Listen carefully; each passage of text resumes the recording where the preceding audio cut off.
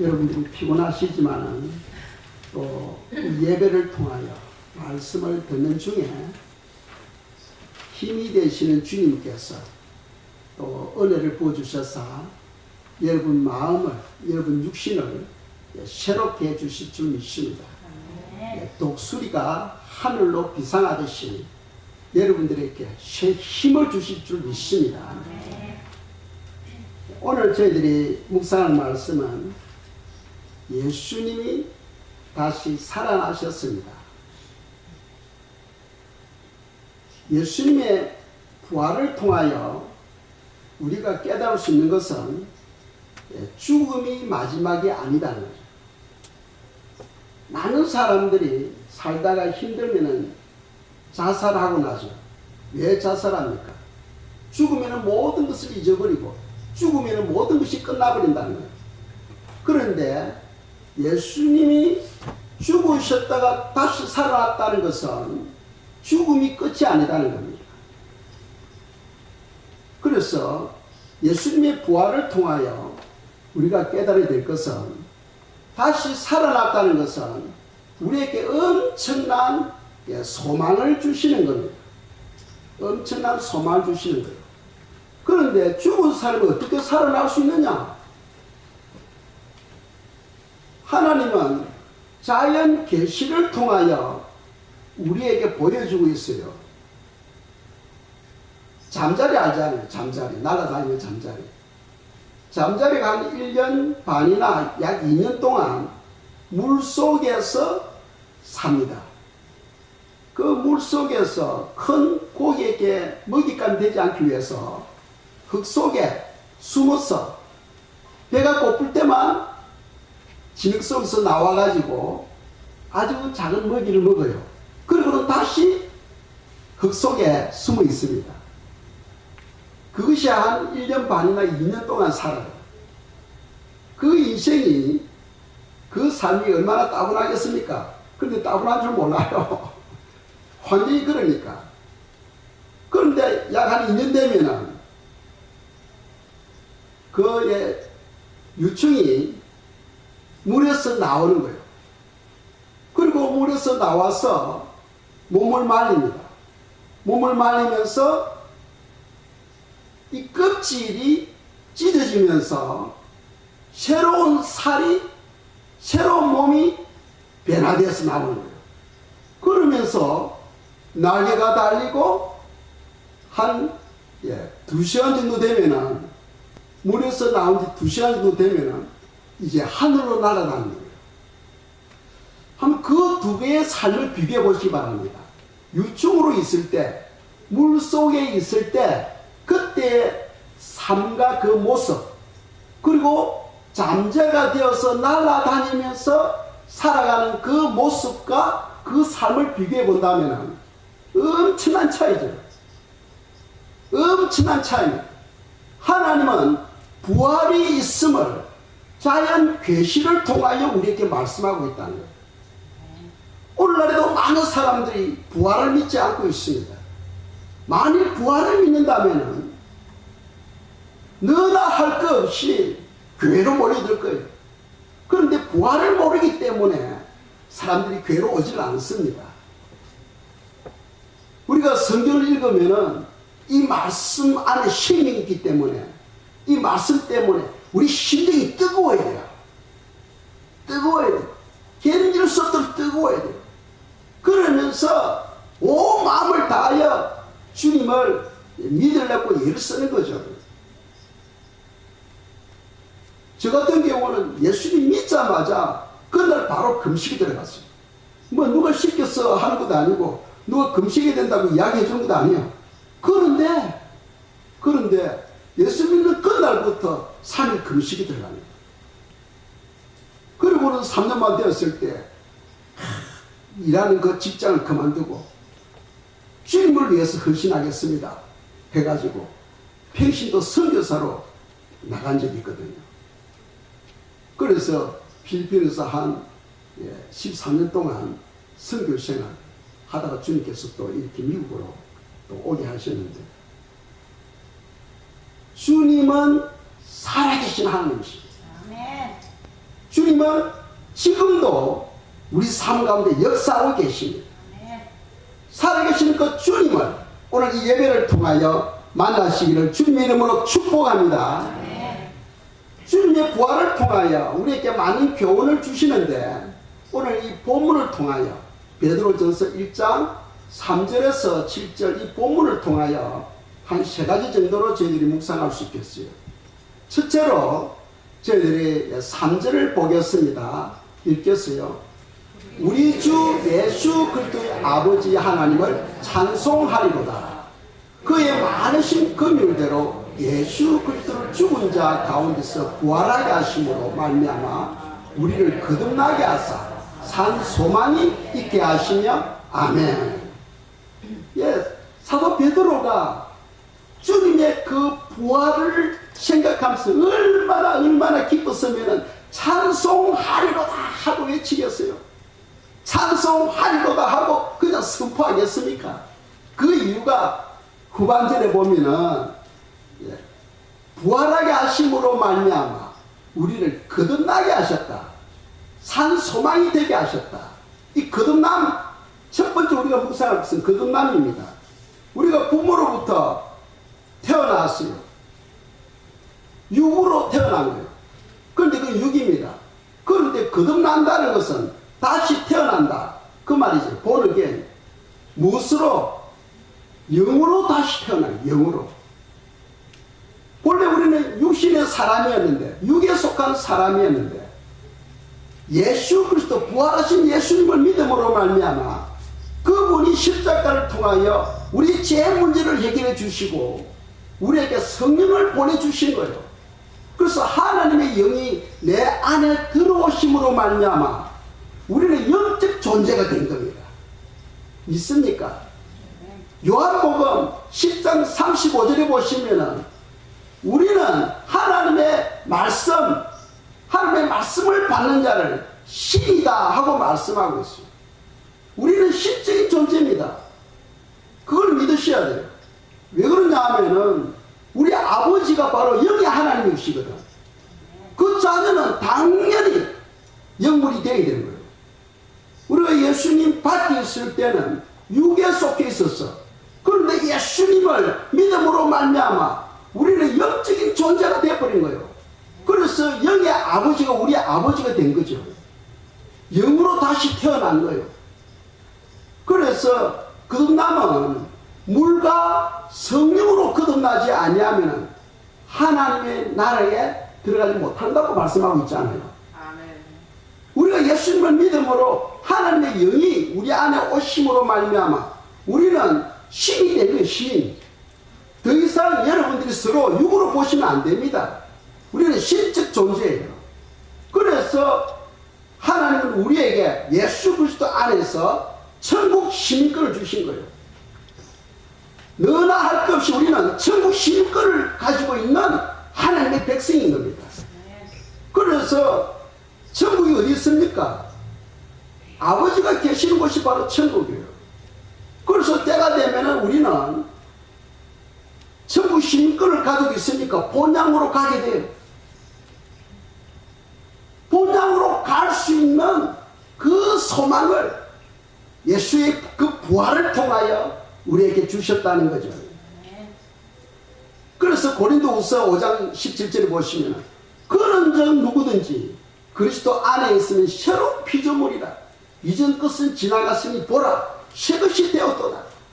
예수 믿기 전에는 육에 속해서 육의 사람으로 살아갔는데 예수님 믿음으로 말미암아 우리는 신적인 존재가 되어서 하나님과 함께 새 출발하는 거예요.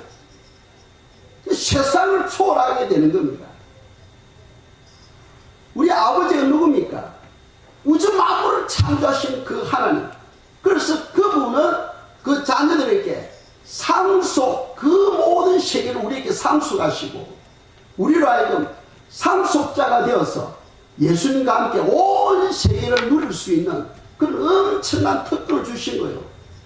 그러니까 베드로는 너무나 기쁘고 좋아서 찬송하리로다 하고 막 선포하는 거예요. 우리가 이것을 알 때에 예수 믿는 인생이 얼마나 즐겁고 기쁜지 모르는 거예요. 지금은 우리가 힘들고 여러 가지 고통스러운 삶이 있지만은 성경은 말씀하죠. 그 고통이라는 과정을 통해서 더 큰 소망을 얻게 된다 하고 성경 말씀하잖아요. 그래서 로마서 5장 3절 4절에 보면은 환난은 인내를 낳고 인내는 연단을 낳고 연단은 소망을 낳는다. 만일 이 땅에서 여러분의 삶이 편안하면은 천국 필요 없어요. 이 땅에서 영원히 살고 싶어 할 겁니다. 그런데 하나님은 그걸 원하지 않으셔. 그래서 우리에게 고난을 허락하신다는 거예요. 그래서 오늘 본 말씀 4절 보겠습니다. 베드로전서 1장 4절입니다. 읽겠어요? 썩지 않고 더럽지 않고 쇠하지 아니하는 유업을 있게 하시나니 곧 너희를 위하여 하늘에 간직하신 것이라. 아멘. 할렐루야. 하나님께서 썩지 않고 더럽지 않고 쇠하지 아니하는 영원한 생명, 영원한 그 생명을 우리에게 주셨는데 지금은 어디 있다? 하늘에 보관하고 있다. 하늘에 지금 보관하고 있는 거예요. 그러니까 너나 할 것 없이 우리는 이 천국을 소망하며 살아야 됩니다. 어떤 사람은 그래요. 예수님 믿는데 왜 이런 고난이 있어요? 왜 힘들어요? 하는데 천국에 대한 소망을 갖도록 하기 위해서 주님께서 우리에게 고난을 주시는 거죠. 우리가 그 시련에, 그 고난에 참여하면 참여할수록 주님의 그 고난과 주님의 그 십자가에 동참하는 그런 은혜를 누리게 되고, 그 고난이 크면 클수록 불로 연단한 그런 강인한 믿음을 얻게 되는 거예요. 그래서 성도는 환난 중에도 뭐하라? 기뻐하라, 감사하라. 그렇게 성경은 우리에게 말씀하고 있는 겁니다. 자, 세 번째로 우리가 묵상할 것은 베드로전서 1장 7절입니다. 읽겠어요? 너희 믿음의 확실함은 불로 연단하여도 없어질 것보다 더 귀하여 예수 그리스도께서 나타나실 때에 칭찬과 영광과 존귀를 얻게 할 것이라. 아멘. 부활에 대한 상급을 이야기하고 있습니다. 부활에 대한 상급. 부활에 대한 상급은 엄청난 거예요. 그래서 성경은 칭찬과 영광과 존귀를 얻게 하신다. 불신자들은 시련을 받을 때마다 좌절합니다. 그리고 낙심하죠. 그런데 성도들은 시련이 올 때마다 오히려 소망을 갖게 되고 더 아름다운 부활을 우리가 준비할 수 있는 거죠. 그래서 시련이 크면 클수록 더 큰 복을 우리가 준비할 수가 있는 거죠. 성경 보시면은 요한계시록 3장에 소아시아 7교회를 소개하는데 마지막 교회가 라오디게아 교회예요. 라오디게아 교회는 오늘날로 따진다면 현대교회하고 같은 거예요.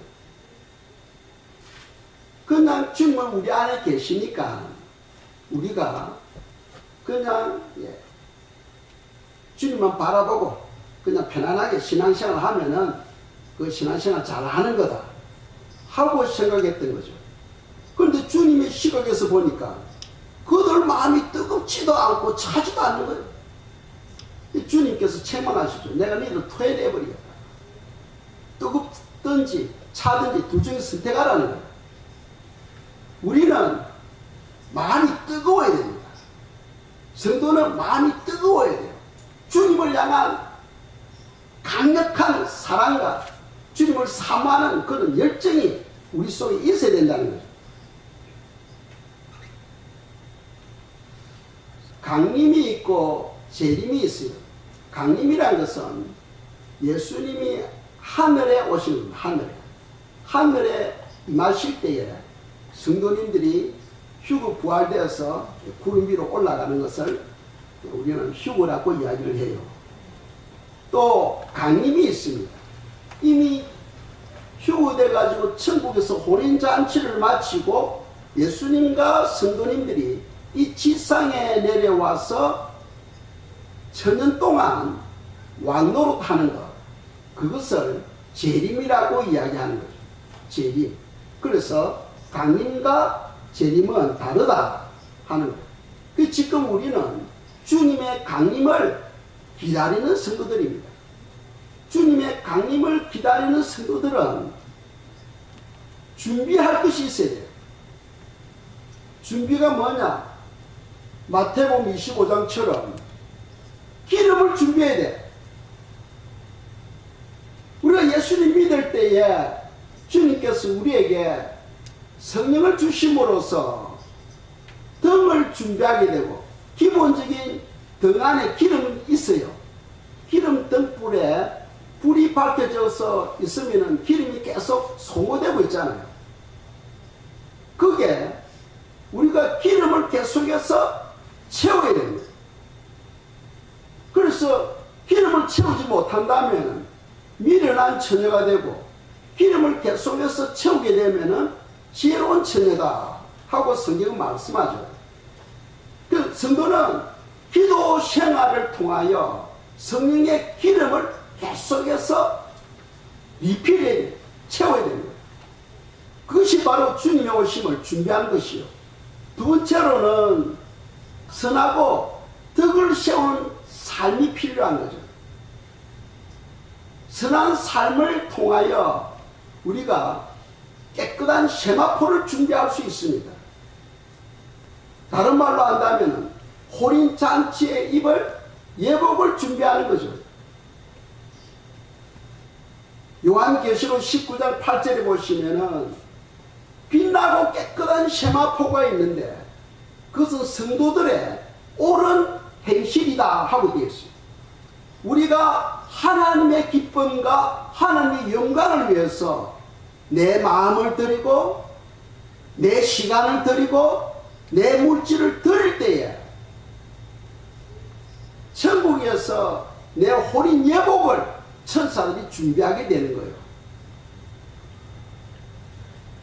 그래서 우리가 주님 오심을 기다리는 성도들은 반드시 두 가지를 준비해야 돼요. 첫째로는 성령의 기름을 준비해야 되고, 기름이 준비되어야 신부로서 신랑이 오실 때 계속 등에 불을 밝히면서 기다리고 있어야 됩니다.